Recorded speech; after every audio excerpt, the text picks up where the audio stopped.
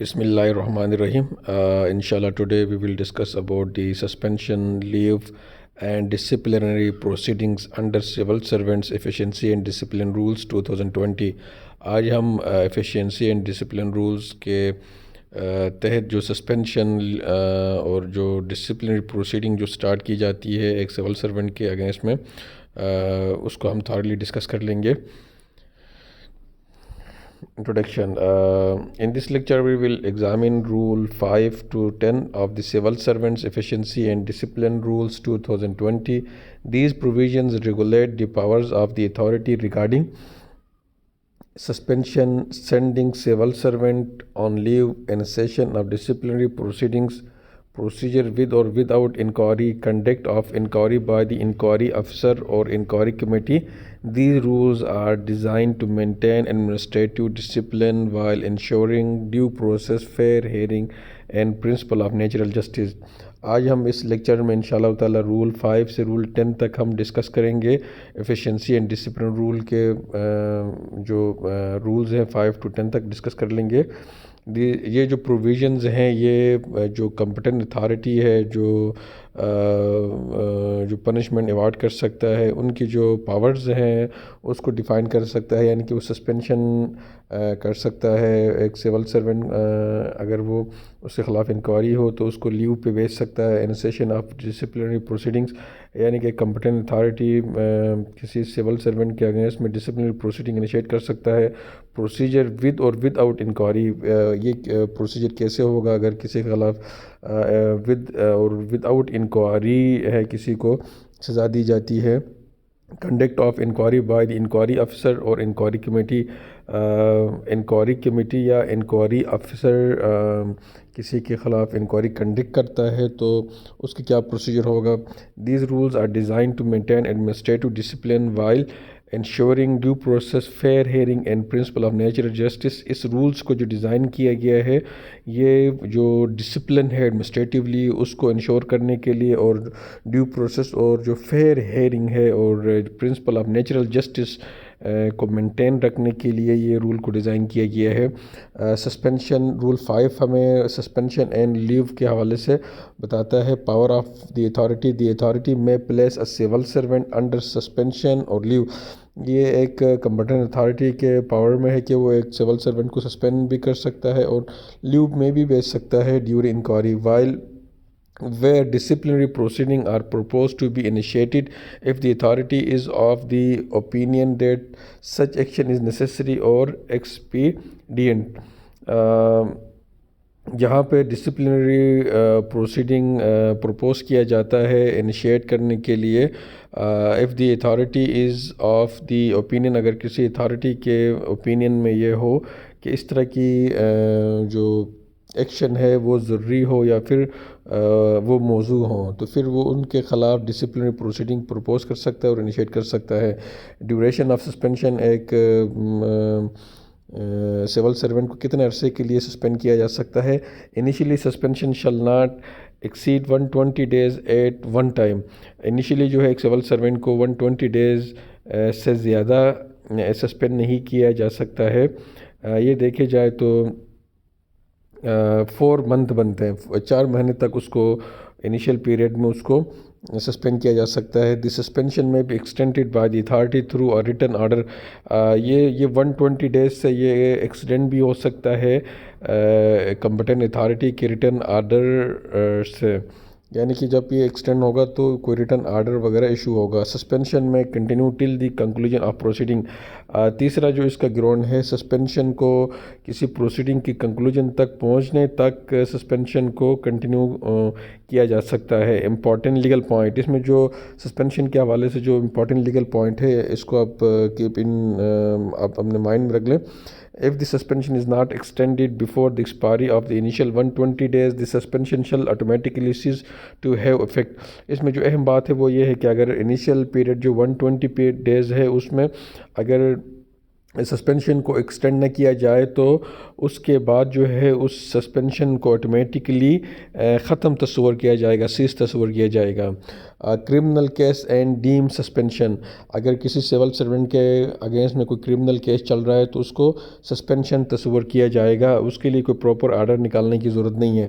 If a civil servant is charge with a criminal offence and is committed to prison, اگر کسی civil servant کے خلاف کوئی criminal offence charge ہو یا پھر اس کو جیل بھیج دیا گیا ہو، کمیٹڈ ٹو پریزن، وہ یعنی کہ اس کو یا وہ کوئی قیدی اس کو بنایا گیا ہو، تو he shall be deemed to be under suspension from the date of arrest even without a formal order of the authority. ایسے سول سرونٹ کو سسپینشن تصور کیا جائے گا اریسٹ کے ڈیٹ سے، اور اس کے لیے کوئی فارمل آرڈر نکالنے کی، ایشو کرنے کی ضرورت نہیں ہے اتھارٹی کی طرف سے۔ However, if he is not arrested or he is released on bail، جبکہ اگر وہ he is not arrested، اس کو اریسٹ نہیں کیا جاتا ہے یا وہ بیل پہ ریلیز ہوں، تو the authority may suspend him through a specific written order. ان دو گراؤنڈس کے بیس پہ اتھارٹی جو ہے اس کے خلاف جو ہے ایک اسپیسیفک آرڈر ایشو کر سکتا ہے سسپینشن کے حوالے سے۔ Pay and allowances during suspension, اگر ایک سول سرونٹ کو سسپینڈ کیا جائے گا تو اس کے پے اینڈ الاؤنسز پہ کیا افیکٹ پڑے گا؟ During the period of suspension the civil servant shall be entitled to pay allowances other benefits in accordance with fundamental rule 53۔ اگر ایک سول سرونٹ کو سسپینڈ کیا جاتا ہے تو اس سسپینشن کے پیریڈ میں وہ پے بھی لے گا، الاؤنسز بھی وہ لے گا، ادر بینیفٹس بھی وہ لے گا، in accordance with fundamental rules 53۔ وہ فنڈامنٹل رولز 53 کے تحت جو مراد اس کو ملنے ہیں وہ اس کو ملیں گے۔ اس کے بعد effect of leave and absence, جب وہ سسپینڈ کیا جاتا ہے یا اس کو لیو میں بھیجا جاتا ہے تو اس پہ یا وہ ایبسینٹ رہتا ہے تو اس کا کیا فرق پڑے گا؟ If a civil servant is sent on leave instead of suspension, اگر ایک سول سرونٹ کو ڈیورنگ پروسیڈنگ جو ہے اس کو سسپینڈ کے بجائے اس کو لیو میں بھیجا جاتا ہے تو such period shall be treated as on duty, یہ پیریڈ جو ہے ایز اے ڈیوٹی کنسیڈر کیا جائے گا۔ If a civil servant remains absent from official duty during proceeding, such period shall be treated as extraordinary leave without pay۔ اگر civil servant جو ہے during proceeding اپنے آفیشیل ڈیوٹیز سے اگر وہ حاضر رہتا ہے without approval of competent authority, تو اس وقت اس کی جو ایبسینشیا جو پیریڈ ہے اس کو ای او ایل تصور کیا جائے گا، لیو ود آؤٹ پے اس کو تصور کیا جائے گا، ایکسٹراڈنری لیو کنسیڈر کیا جائے گا۔ Rule 6 initiation of proceeding, proceeding کو کیسے انیشیٹ کیا جاتا ہے؟ Disciplinary proceeding shall be deemed to have been initiated where inquiry is not necessary from the date the accused is informed in writing of the grounds of proceeding, where inquiry is necessary from the date of the written order directing the holding of the inquiry. This rule determines the legal starting point of disciplinary proceeding۔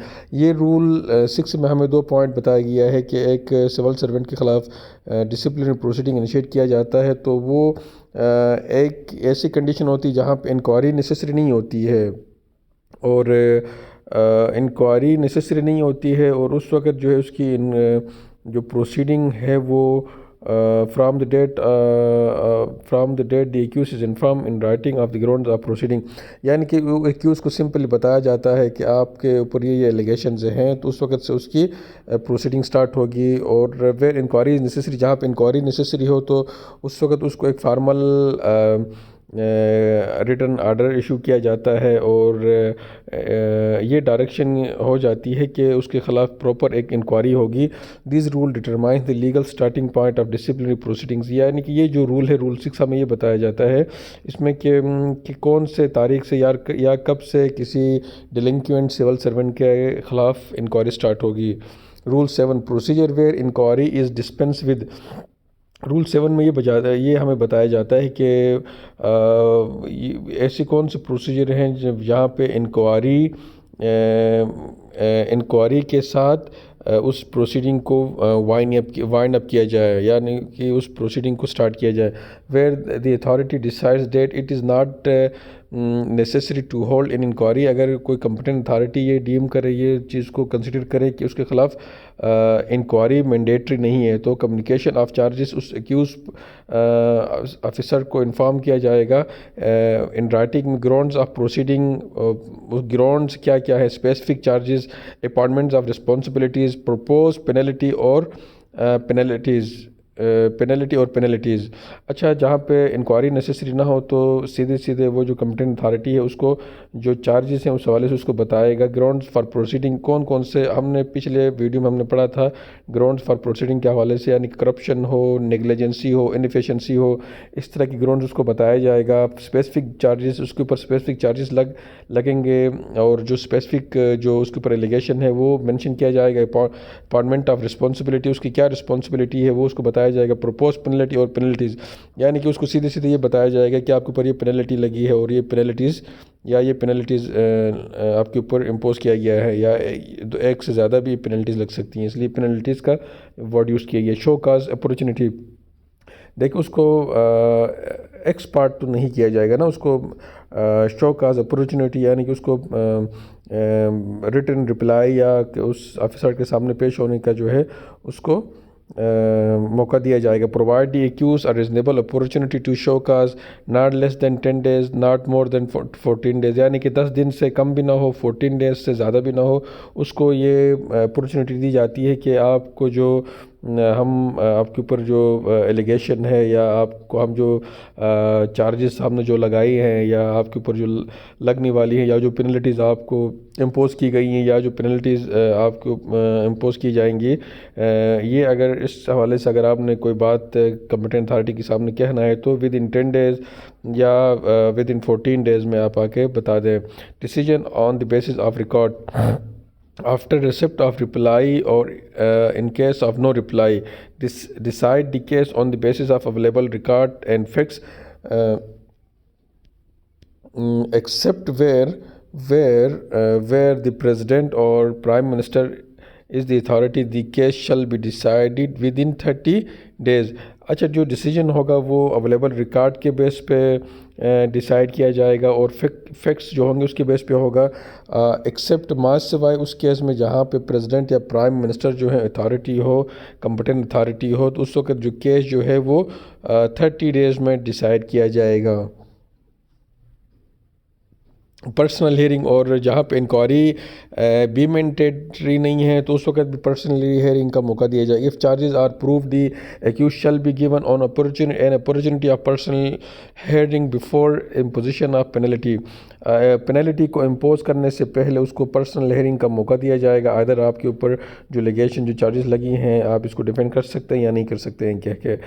ایگزونریشن، if charges are not proof the accused shall be exonerated by written order, اگر اس کے اوپر جو charges جو لگائی گئی ہیں اگر وہ پروو نہیں ہوتی ہیں تو اس کو بری کیا جائے گا تھرو ریٹن آرڈر۔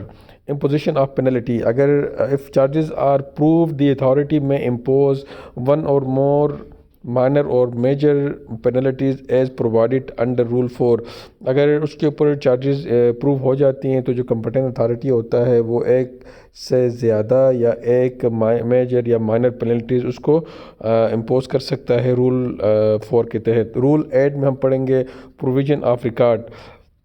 اب یہ ریکارڈ کس نے کس کو پرووائڈ کرنا ہے یہ ہم ڈسکس کریں گے۔ After inception of inquiry the authority shall ensure that, inquiry ہونے کے بعد، انکوائری کنڈکٹ کرنے کے بعد جو اتھارٹی ہے اس چیز کو انشور کرے relevant record of the case, related documents are supplied to inquiry officer or inquiry committee within 7 days or within extended time as allowed. This ensures a fair and informed inquiry. ایک fair inquiry کو ensure کرنے کے لیے جو authority ہے inquiry کو initiate کرنے کے بعد جو ریلیونٹ ریکارڈ ہے کیس کا اور جو ڈاکومنٹس ہے ریلیونٹ جو ڈاکومنٹس ہیں وہ انکوائری آفیسر یا انکوائری کمیٹی کو ود ان 7 days میں یا جو پیریڈ وہاں پہ گیون ہے اس کے مطابق انکوائری آفیسر اور انکوائری کمیٹی کو جو کمپٹنٹ اتھارٹی ہے وہ اس کو پرووائڈ کرے۔ Procedure where inquiry is necessary. اب ہم پہلے تو ہم نے رول 8 میں ہم نے پڑھا کہ جہاں پہ انکوائری نیسیسری نہ ہو تو اس وقت کمپیٹنٹ اتھارٹی کیا کر سکتا ہے. اور اب ہم پڑھیں گے کہ جہاں پہ انکوائری اب ہم پڑھیں گے کہ جہاں پہ انکوائری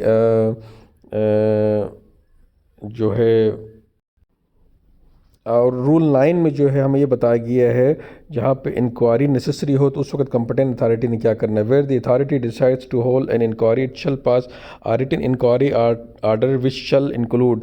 جہاں پہ انکوائری ریکوائر ہو وہاں پہ کمپیٹنٹ اتھارٹی نے ایک ریٹن آرڈر ایشو کرنا ہے جہاں پہ انکوائری اس آرڈر کے تحت انکوائری ہولڈ ہوگی. Appointment of inquiry officer committee. اس آرڈر کے تحت انکوائری آفیسر یا کمیٹی کو کنسٹیٹیوٹ کیا جائے گا preferably of rank senior to the accused. جو ایکیوز سول سرونٹ ہے اس سے سینئر ہوگا پریفیبلی. اور اس بات کو یاد رکھنا ہے کہ ہمیشہ جو ہے وہ ایکیوز سول سرونٹ سے جو انکوائری آفیسر یا انکوائری کمیٹی کے جو ممبرز ہوتے ہیں وہ ان سے senior who. Communication of charges. Communication of charges.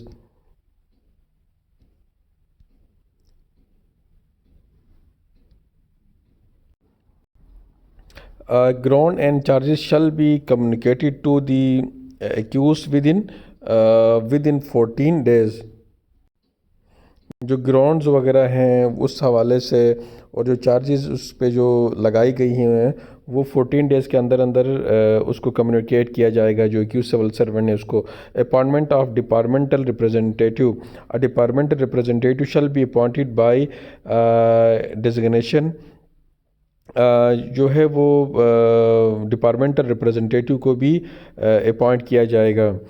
Return defence. The accused shall submit written defence within not less than 10 days not more than 14 days. جو civil servant کے اوپر جو الیگیشن لگائی جاتی ہیں جو چارج اس پہ لگائی جاتی ہیں اس حوالے سے وہ ریٹن رپلائی 10 days کے اندر اندر یا 14 days کے اندر اندر وہ اس نے جمع کروانا ہوتا ہے. Multiple accused. اگر کوئی ملٹیپل ایکیوز ہو تو اس حوالے سے کیا ہے where more than one civil servant is involve a single inquiry or committee shall be appointed preferably senior to the senior most accused. جو سینئر موسٹ ایکیوز سے اس سے بھی سینئر انکوائری افسر ہو اور انکوائری کمیٹی کے ممبرز اس میں ہو. اور اس حوالے سے ملٹیپل اگر ایکیوز ہو تو وہیں سنگل ہی انکوائری ہوگی اور سنگل ہی کمیٹی ہوگی. رول 10 پروسیجر آف انکوائری افسر committee evidence and cross examination. Rule 10 میں ہمیں پروسیجر آف انکوائری افسر اور کمیٹی کے حوالے سے بتایا گیا. جو انکوائری افسر اور جو کمیٹی ان کا کیا پروسیجر ہوگا. Evidence and cross examination. Oral and documentary evidence میں بھی recorded. Each party has the right to cross examine witnesses. جو کمیٹی اور انکوائری افسرز ہیں وہ اورل اور ڈاکومنٹری ایویڈنس کو ریکارڈ کریں گے اور ایچ پارٹی کا جو ہے وہ حق ہے کہ وہ کراس ایگزامن بھی کر سکتے ہیں وٹنسز کو. یعنی کہ جو ایکیوز سول سرونٹ کے اگینسٹ میں جو وٹنسز ہیں اس کو ایگزامن بھی کر سکتے ہیں. Ex parte enquiry. Ex part enquiry. If the accused fails to submit reply the enquiry میں پروسیڈ ایکس پارٹ. اگر جو ایکیوز سول سرونٹ ہے اگر وہ رپلائی سبمٹ کروانے میں اگر وہ فیل ہوتا ہے ناکام ہوتا ہے تو اس کے خلاف پروسیڈ ہوگی اس کے خلاف انکوائری ہوگی یا اس کے خلاف فیصلہ سنایا جائے گا. Day to day proceeding. Inquiry shall be conducted on a day to day basis. Documents shall be granted only for recorded reasons and shall not exceed 7 days. یعنی ڈے ٹو ڈے پروسیڈنگ ہوگی اور documents shall be granted adjournment shall be granted only for recorded reasons and shall not exceed 7 days. یعنی کہ جو adjournment ہے وہ 7 دن سے زیادہ adjournment نہیں دی جائے گی اور ایڈجرنمنٹ جو ہے وہ گرانٹ کیا جائے گا صرف ریکارڈڈ ریزن جو ہے یعنی کہ سوٹیبل ریزن کے بیس پہ ایڈجرن کی جائے گی جو پروسیڈنگ ہے اور وہ 7 دن سے زیادہ ایڈجرنمنٹ نہیں ہوگی. Medical absence on medical ground shall be valid only if medical leave is sanctioned by the authority on recommendation of a registered authorised medical officer. Otherwise it shall be treated as an attempt to hamper the enquiry. یعنی کہ اگر جو civil servant جو ہے جس کے اوپر جس کے خلاف انکوائری ہو رہی اگر وہ میڈیکل بیس پہ اگر وہ ایبسینٹ ہے تو وہ ویلڈ ہے. ٹھیک ہے اگر وہ بھی ویلڈ گراؤنڈ پہ ہو. ادروائز اگر میڈیکل گراؤنڈ سے ہٹ کے اگر وہ ہے تو ایسا سمجھا جائے گا کہ وہ اس نے انکوائری کو خراب کرنے یا انکوائری سے بچنے کے لیے اس نے یہ اٹیمپٹ کی ہے، ایسا تصور کیا جائے گا۔ اور میڈیکل لیو جو ہے وہ جو اتھرائز جو رجسٹر جو میڈیکل افسر ہے اس کی ہی تصور کیا جائے گا۔ ادر جو ہے وہ ادروائز جو ہے اس کو یہ تصور کیا جائے گا کہ وہ انکوائری سے بچنے کی کوشش کر رہا ہے۔ Time limit in enquiry report, enquiry shall be completed within 60 days، enquiry جو ہے وہ 60 days میں کمپلیٹ ہونی چاہیے ہوگی۔ Enquiry report shall be submitted within 70 days of completion کے 70 days کے اندر انکوائری رپورٹ جو ہے وہ پیش کیا جائے۔ Report must contain clear finding on each charge recommendations regarding exoneration اور پینلٹی۔ جو رپورٹ ہے اس میں کلیئرلی فائنڈنگ ہونی چاہیے ہر ایلیگیشن کی، ہر چارج کی، اور اس میں کلیئرلی ریکمنڈیشن ہونی چاہیے، یا اس کو ایگزونریٹ کیا جائے یا اس کو بری کرنے کے حوالے سے یا پینلٹی کے حوالے سے کلیئرلی ہونی چاہیے ریکمنڈیشن۔ امپورٹنٹ لیگل پرنسپل، جو لیگل جو اصول ہے امپورٹنٹ، اس کو آپ ذرا دیکھ لیں۔ Naan observance of time schedule alone does not invalidate the دیکھیں یہ بہت ہی اہم پوائنٹ ہے کہ اگر انکوائری جو ہے ٹائملی کمپلیٹ نہیں ہوئی ہے کہہ کے اس کو انویلیڈیٹ تصور نہیں کیا جائے گا، یعنی کہ نان آبزرونس آف ٹائم شیڈول، جو ٹائم شیڈول جو دیا گیا تھا اس کو آبزرو نہیں کیا گیا ہے کہہ کے اس کو آٹومیٹکلی جو ہے وہ انکوائری انویلڈ نہیں ہوگی۔ اب ہم نے کہا تھا کہ 60 days میں رپورٹ پیش انکوائری کمپلیٹ ہونی چاہیے اور 7 days میں رپورٹ پیش کرنا ہے، یعنی کہ یہ تمام چیزیں یہ ٹائملی نہیں ہوئے ہیں کہہ کے یہ تصور نہیں کیا جائے گا کہ جو انکوائری ہوئی ہے وہ انویلیڈیٹ ہوئی ہے کہہ کے یہ نہیں سمجھا جائے گا۔ Conclusion: The Civil Servant Efficiency and Discipline Rule 2020 aim to strike a balance between maintaining discipline in public service and protecting the legal rights of civil servants. These rules ensure transparency, fair procedure, natural justice, accountability. The ultimate purpose of disciplinary proceeding is not merely punishment but the administration of justice and good governance۔ یہ conclusion میں simply یہی ہے، یہ END role کا مین مقصد یہی ہے، fairness کو مینٹین رکھنا، ڈسپلن کو مینٹین رکھنا، جو سول سرونٹ کی جو رائٹس ہیں اس کو پروٹیکٹ کرنا، ٹرانسپیرنسی کو انشور کرنا، فیئرنیس پروسیجر میں فیئرنیس پیدا کرنا، نیچرل جسٹس کو مینٹین رکھنا، اکاؤنٹیبلٹی ہو، یعنی کہ کسی ایماندار بندے کو سزا نہ ہو اور کسی کوئی مجرم جو ہے وہ سزا سے نہ بچے، یہ یعنی کہ یہ اکاؤنٹیبلٹی ہے۔ اس کا الٹیمیٹ پرپز یہی ہے کہ اس کا صرف مقصد یہی نہیں ہے کہ کسی سول سرونٹ کو پنشمنٹ ہو، بلکہ اس کا یہ بھی اس کا پرپز ہے کہ جو نیچرل جو جسٹس ہے، ایڈمنسٹریشن آف جسٹس ہے، یعنی کہ عدل کا جو نظام ہے اس کو برقرار رکھنا یا گڈ گورننس کو مینٹین رکھنا، اس کا یہ بھی مقصد ہے۔ Thank you very much for watching this video.